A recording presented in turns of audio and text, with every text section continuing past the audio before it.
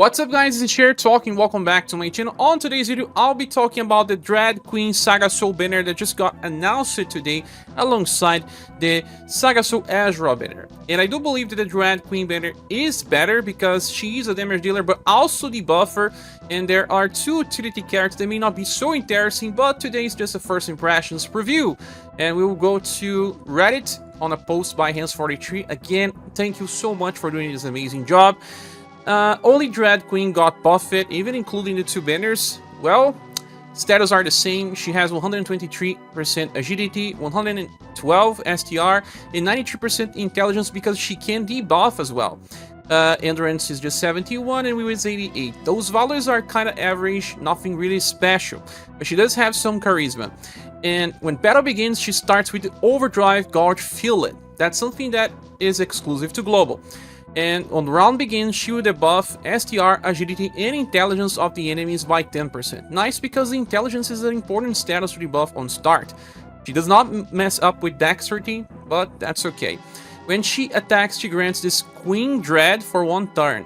That's something that is important. Queen's Dread, it's a type of passive attached to the enemy that when this enemy attacks, it will lose 5% STR, intelligence, and agility. So it's kind of like Intimidated from Creator, but for status instead for damage. It's interesting because when we are fighting versus bosses that check on the buff before they attack, like for example Basil Galeos from stage 190, it will not use the 5 weakness anymore because, well, let's say on the start of a turn, it doesn't have any debuff, and then you apply this Queen's Dread. He will then start attacking. Each of his attacks will make him lose 5% STR, agility, and intelligence. That's how it works, but there's more to that. When she attacks on Overdrive, she will also activate skill number 3, that I'll be talking about in a few, and by the end of turn, you get 50 points of Overdrive. That means that she gets into Overdrive every 2 turns. Because she has a free attack on Overdrive, that's actually amazing, especially since it will also grant her more utility.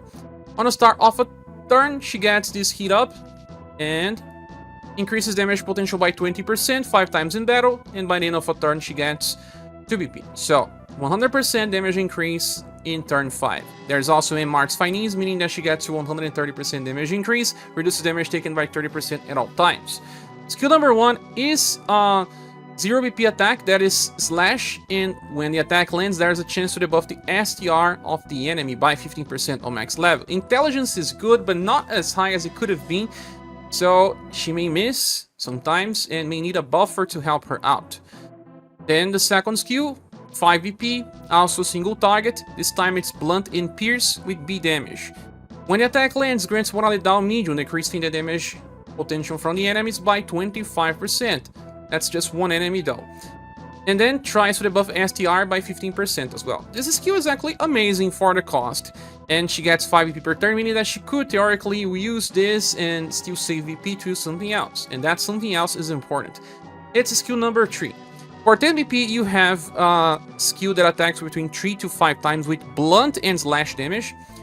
And it grants herself an attack boost that increases damage potential for that turn by 15% with each hit, meaning that every new attack will do more damage. She will also recover her HP by very small, that should be around 300 because of very high charisma.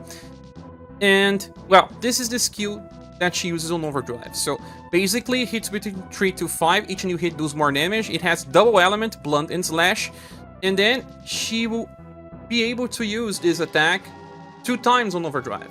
You save enough VP, use it as a command, and she would then follow up so that you will have between 6 and 10 hits, each new hit doing more damage. In this case, she will also be attacking 2 times, so Queen's Dread will trigger twice, meaning that when someone is attacking, it will actually lose STR, agility, and intelligence by 10%. That becomes very high if you are fighting versus someone that attacks multiple times. But Spiral Corridor now, the enemies are attacking multiple times, like Basil Galeos. The Garuda does not attack in specific turns as much, but in some others he can attack 5 times, for example. So in those cases, it works pretty well. Basil Galeos will check debuffs before he attacks, meaning that even if you debuff it too much on the past turn, you will then use the 5 weakness and every new attack will do less damage. Like I said, very interesting because this is similar to Intimidated from Creator. And then you can apply this once in a turn and then 2 times in the other turn, since she will always get into overdrive every 2 turns. A very interesting character that can act as a nuker for both Blunt and Slash. Is not as strong as a Leon fully charged, of course, but she can do damage right from the start, and being capable of starting with full overdrive will allow her to help you in some free quest missions that needs to clear with a number of turns. So, an interesting character that even has morale down medium. If you are bringing someone like Shirei, you can, for example, on turn 1, use her skill number 3, then on turn 2, use your skill number 2. Because this will apply morale down. And then on skill turn 3, you will use skill number 3 again. So you always have morale down active, and then your Queen's Dread to debuff 3 different status. That is helpful and allows her to become an OP grade in the tier list because she competes now with Medea. Medea will debuff more because she will actually be able to trigger many chase attacks. Morale down medium also exists with Medea, but if you miss it out on Medea, summoning 4 Dread Queen can be nice. You can still skip her if you got the latest ScherBR with her Witch Trick from Halloween Style. You'll probably be able to run debuffs for a while with just that character. But if you want diversity and if you like what she offers, you can summon because this character is important to have, but not exactly a must-have. Moving on, we have Yama, and this is a utility type of character. Not much damage, just 112 STR, and then 92% agility, 90% intelligence, and then 89 and 81 for endurance and will respectively. It has 30% damage increase at all times, then another 30 from Club Finesse for a 60% increase, 30% damage reduction at all times as well. When landing an attack, debuffs agility and intelligence by 5% and recovers BP by 2. There's no chase attacks here, so it's just that. And on the start of a turn, also buffs on STR and intelligence by 20. And when using skill number 3, will grant himself and one random ally HP recover for 3 turns. That's a region. And that's it. That's the passives. Skill number 1 is free and it has the power just blunt, and there's a chance to debuff agility. The second skill, it's a 10 BP triple S power attack now. That is also blunt damage and has a chance to debuff agility, this time by 30% on max level. So, since you have 5 EP, you can actually open with this skill and then switch to the first one if you just want to debuff agility, and you will be debuffing 35 and then 20 because of the added passive. The third one is a 10 BP deep power attack that is also fast and AoE. And when the attack lands, there is a small chance intelligence will be enough for remembrance to land poison, paralyze, and confusion. So this will allow you to fight versus the real queen, versus Wuhan, and versus also Carmine. When the attack lands, there is also a chance to debuff agility and intelligence. Intelligence is new by 15, and that will actually be 20% because of the passive. You can choose to run skill 3 and then skill 1, or run skill 2 and then skill 1. Well, Yama gets Future Style for free. That will give him more status ailments options, but it's more about just that. This unit just has debuffs and ailments. You will not be using it on real hard challenge. Just because of the effects, we could say that it guarantees an SS plus grade, but it's someone that will be easily demoted, not important for the future. The last one is a Geobeast, the M-Arts user with 120% STR and agility, and also 82% endurance and will. Will could be much higher, and we only have 85% intelligence, even though the Geobeast is a debuffer. Moving on, for spells damage, we have a 40% damage reduction, and you also have a 50% chance to block the damage entirely.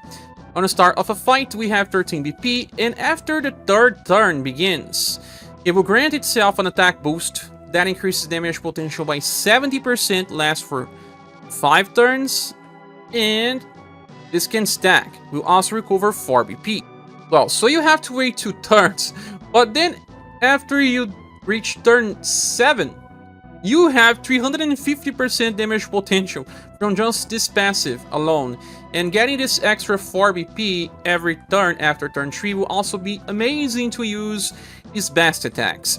There is also intrinsic MRs 4, so 20% damage increase for a total of 370, 37% chance to evade resisted attacks, and resist damage taken is reduced by 40%. So you have 40% when resisting, and another 40% if it's a spell, a 50% chance to block, and also 37% chance to evade any resisted attack. That's a lot of things defensively. Skill number 1 is a 1 BPC power attack with blunt and heat, and nothing besides that. So just damage and almost free. The second one is a 10 BP AoE blunt attack that when the attack lands, there is a chance to debuff the enemy's intelligence by 30% on max level. Large type of debuffs are interesting when you are fighting a boss that uses Defy Weakness by the end of a turn every turn, and we do have very high agility to be able to use this before the enemy attacks. And eventually, we will be getting 7 BP by turn, meaning that if you bring Shirei, yes, you can use this skill every single turn for some content, and this will work. It's AoE, meaning that it will work for just single target bosses or multiple bosses as well.